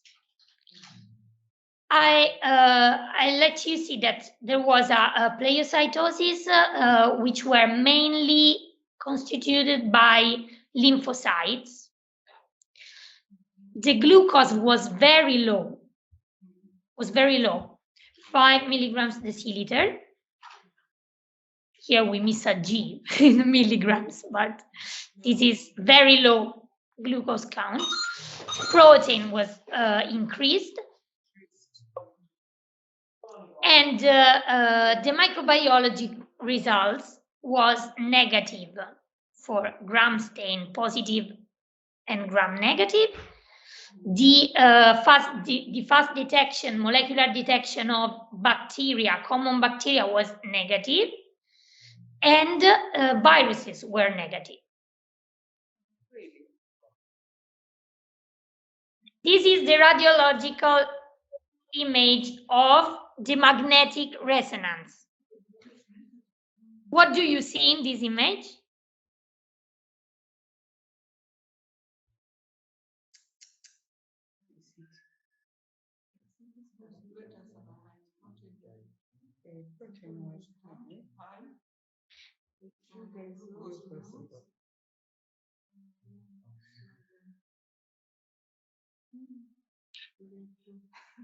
You can see the inflammation and the slight dilated are the ventricles, and then here you see an image that is suggestive of, yes, there is a lesion. I can see your answer. There is a lesion here, which is suggestive of a tuberculoma. Okay. In fact, what happened is that the molecular test, so the PCR for Mycobacterium tuberculosis came back positive on the lumbar puncture. So this patient had the clinical features, the classical clinical features of CNS tuberculosis, which are constituted by 3 phases. First of all, we can have 3 different manifestations of CNS tuberculosis. The tuberculous meningitis, the intracranial tuberculoma, and in this patient we had an overlap of both conditions. And then we can have a more rare syndrome, which is the involvement of spinal arachnoid. So we can have a spinal tuberculous arachnoiditis. You didn't mention, but maybe because I didn't mention before that the patient was positive for tuberculosis, but the main risk factor for CNS tuberculosis is to be HIV positive. So once detected in this patient tuberculosis in liquor, we should perform the HIV test to rule out a possible seropositivity of the patient. And I mean, the CNS tuberculosis, just as we said before, can be a result of a post-primary dissemination itself, or maybe a reactivation. In this occasion, in occasion of a reactivation of TB, tuberculomas are more frequent. And so, I mean, the post-primary dissemination is more frequent in patients which are immune suppressed. In fact, HIV positive patients. Reactivation is is more common in patients that doesn't have any risk factor for the development of such a severe form of tuberculosis, just as this patient was, because he didn't have any risk factor for the development of such a severe form of tuberculosis. It wasn't HIV positive. It didn't receive any immune suppressive medication. He was maybe just professionally exposed because he was a professional nurse. Okay, so the characteristical findings, clinical findings, are the ones that I mentioned, but they classically distribute in 3 phases. We have an early prodromal phases with very specific symptoms, which is characterized by a slight deterioration of the neurological findings. Then we have the frank meningitis phase with neck stiffness and so on. And then we have the paralytic phase, which is the most severe one, the latest one, in which the neurological findings can involve also signs of palsy. Characteristics is also the CSF. WBC count typically shows an increase in the composition of the spinal fluid with lymphocyte predominance, which was present in this patient. Protein concentration is typically between 100 and 500, and the most characteristic finding is that the glucose is low, particularly low. Just like we found in this patient in which was 5 milligrams deciliter in the CSF. Then we saw that the CT scan didn't show any particular abnormality. We performed it mainly because we wanted to be sure to perform a safe lumbar puncture. But we didn't expect to find the specific findings of meningitis, which are characteristics of the MRI. So the magnetic resonance has is better in identifying the specific findings of tuberculous meningitis. In particular, it can involve mainly basal ganglia and midbrain and brainstem. What happens is that we can find hydrocephalus and periventricular infarcts. What happened in this patient? This patient, after the onset of the meningitis phase, quickly deteriorated. He deteriorated and he needed intensive care unit assistance. So he underwent then intubation. Because he went into respiratory failure also because of the involvement of the respiratory control center. Then he was successfully extubated, but then he deteriorated again because once we started the treatment, he underwent a paradoxal iris. So the patient didn't get well and quickly deteriorated, and the patient finally he died because of tuberculous meningitis. What is the main take-home message? The treatment should be started as soon as possible. You suspect that a patient is affected by tuberculous meningitis or CNS involvement, any kind of CNS involvement in tuberculosis.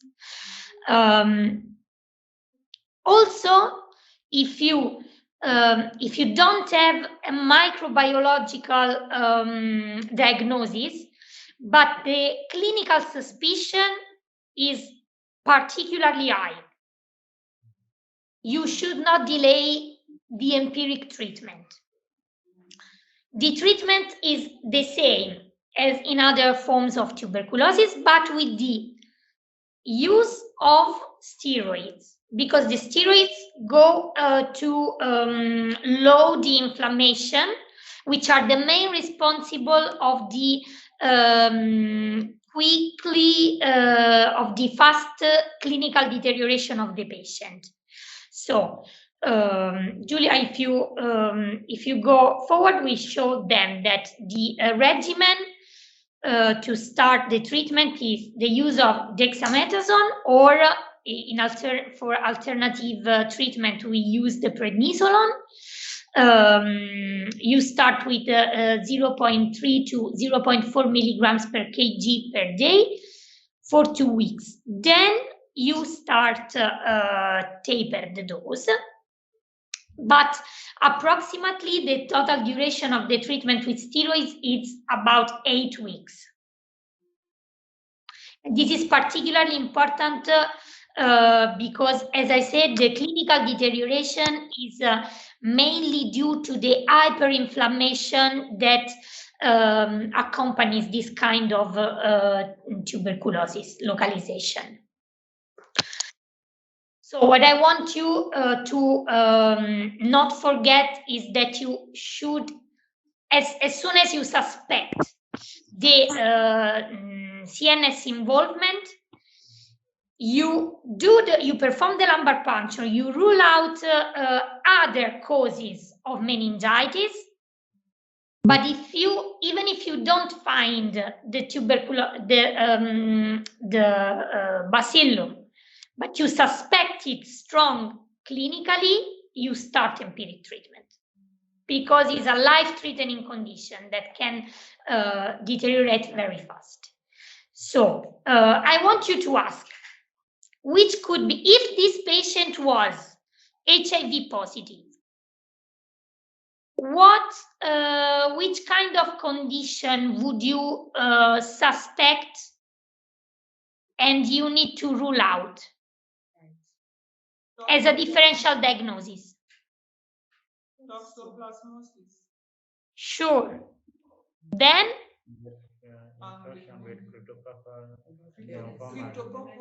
Even cryptococcal meningitis. Sure, cryptococcal meningitis. Ruling out, those are differentials. Those are the differentials. Yes. Yes. Perfect. In particular, we performed also the cryptococcal antigen in this patient, which came back obviously negative. But it's good that you perform it also in patients that are HIV negative, because there are other risk factors. In particular, we saw that patients that are at risk, apart from the HIV positive people, patients that are at high risk of developing cryptococcal meningitis are cirrhotic patients. So remember to perform a cryptococcal antigen also on cirrhotic patients. And hematologic patients. Okay. Yes. Okay, just a quick look at the latent TB infection, because many times we ask ourselves, should I treat these patients for a latent tuberculosis infection? Who should undergo these prophylaxis? I mean, there are mainly patients who are at high risk of developing active TB, so a reactivation, which is obviously people living with HIV, children under 5 years old that are household contact of a confirmed case of tuberculosis. This is true in countries with low tuberculosis incidence. If we go to the high tuberculosis incidence countries, we see that people, children or not, that are household contact of a confirmed case, all of them should undergo prophylaxis for latent tuberculosis infection. Then we have another class of patients, all the people that should undergo anti-TNF treatment, patients receiving dialysis, patients that prepare for an organ transplant or hematologic transplant also, patients with silicosis, that are all, this is a big class of patients that have a status of immune suppression that occurs in their lives. They should undergo latent TB infection treatment. The treatment options, here we have isoniazid for 6 months or rifampin for 4 months. This one, rifampin for 4 months, is preferred in low tuberculosis incidence countries. Other regimens possible are isoniazid plus rifampin for 3 months, and then isoniazid plus rifapentin weekly for 3 months.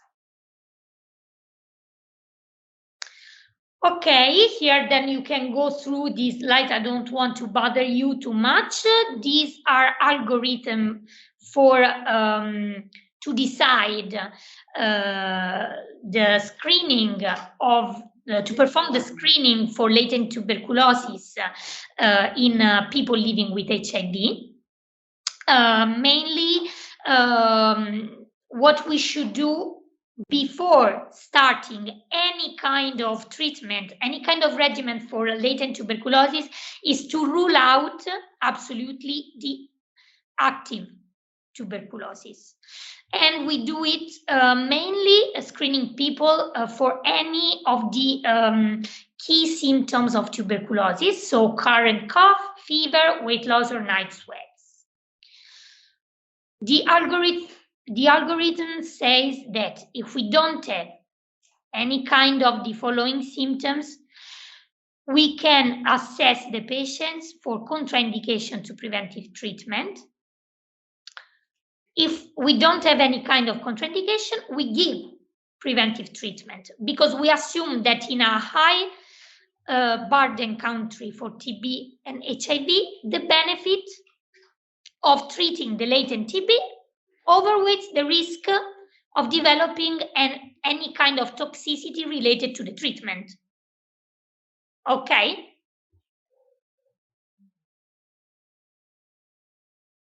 Then we go again. Okay. And this is the algorithm, same thing, but for people that are HIV negative. Okay, so we screen for any kind of symptoms of tuberculosis.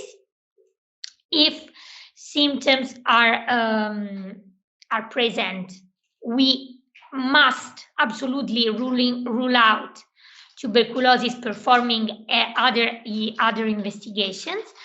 If not, we perform the latent tuberculosis screening test, so which is MAN2 test or IGRA. If positive, we perform the chest X-ray. If there is any abnormality at the chest X-ray, we go through the treatment for latent TB. And so we do in case of negative test, MAN2 test or IGRA test. Okay. Okay, let's have a look at the Bacillus material and the vaccines for tuberculosis. The BCG is the only approved vaccine for tuberculosis. We have it since 1921. It's a live strain of Mycobacterium tuberculosis. So if you remember what we said before, Mycobacterium tuberculosis, it's part of the Mycobacterium tuberculosis complex.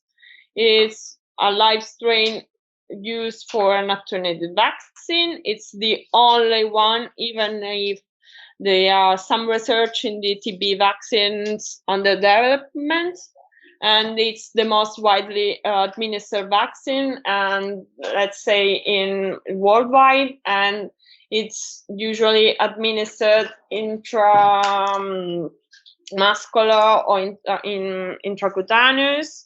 It can prevent tuberculosis and other mycobacterial infection as leprosy and Buroli ulcer. As we said before, infection isn't disease in the tuberculosis side, so prior infection from either Mycobacterium tuberculosis or non-tuberculous mycobacteria can prevent further infection and disease. But prior disease is a risk factor for further episode of disease. So on the infection side, we have the most recent studies testing for with IGRAS. We have several reviews in which the BCG is effective, and it can give up to 20% protection from infection. And we have some retrospective studies with reduction in TB infection and TB disease. Here are the results as one dose, only one dose, and as a booster, we have some study with less IGRA conversion that can be a proxy for new infections. On the disease part, on the disease side, the BCG as a single dose has a 70 to 80% of effectiveness in preventing tuberculosis disease when given at birth, because previous exposure can act as blocking or masking its efficacy, because the further you go with age, the further you have exposed to tuberculosis and non-tuberculous mycobacteria, and this can affect the efficacy. So especially in endemic areas, the best is a birth, or you can have some masking effects because of the previous exposition. So several studies that try to study the effectiveness of the BCG vaccine in older childs and adults, but you have less replication of the Mycobacterium bovis due to the previous exposition to the endemic bacteria, and you have less protection. So BCG is effective in protecting to pulmonary tuberculosis, but especially meningitis and disseminated form in the children. So you have some correlation in the BCG efficacy and the distance from the equator that can be used as a surrogate for the rates of non-tuberculous mycobacteria. It is protective for multiple episodes. It can last in time, but not that much. It has up to 10 to 15 years of durability. It can prevent up to 87% of deaths. But booster doses are not recommended from the WHO, as it has proven no more efficacy. And we have some studies that demonstrated that universal BCG administration at birth can reduce up to almost 17% of TB mortality in children, and can protect to other bacteria, something like from leprosy, you have up to 50% of efficacy, or against Mycobacterium ulcerans, even osteomyelitis 50%. And for the MAC, we don't have any direct clues, but we have some indirect one with the stop of BCG immunization some states, and a rise in the childhood adenitis due to non-tuberculous mycobacteria. And we have also this important side effect that is a good one, because we have an overall mortality due to tuberculosis that is reduced in children vaccinated with BCG. So we have this vaccine. It's not the best because, it's very durable. It's an attenuated vaccine, so you should use it with caution in immunosuppressed patients, but it's kind of useful. We have some other vaccines that are under development. You have something like this last one that wasn't approved because it wasn't effective in the studies, but the other one are kind of promising. And then we go to the last slide. We approach to the end. Just some hints about the differential diagnosis with COVID-19. We know that both of these conditions, both COVID-19 and tuberculosis, affect primarily the respiratory system, but they do it in a different way. So what happens is that the two conditions can give you I think initially you can say that they can give you similar constitutional symptoms, because we have in both conditions fever, cough, malaise. Then we can have gastrointestinal symptoms in both tuberculosis and COVID-19. But what differentiates the two conditions is the onset. So we have that in COVID-19, the onset is acute. In tuberculosis, we have a primarily subacute disease.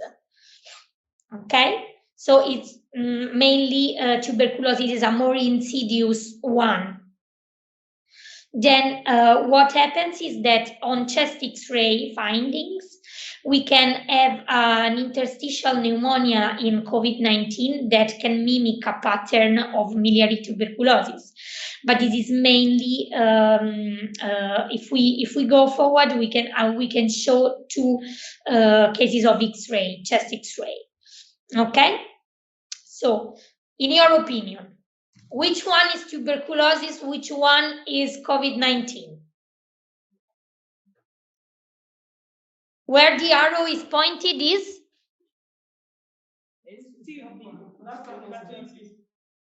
It is?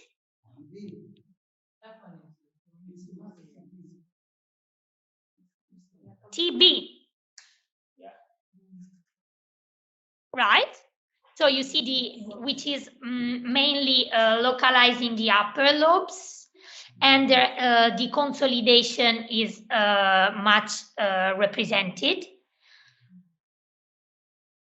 The other one is bilateral, is more interstitial and diffuse pattern.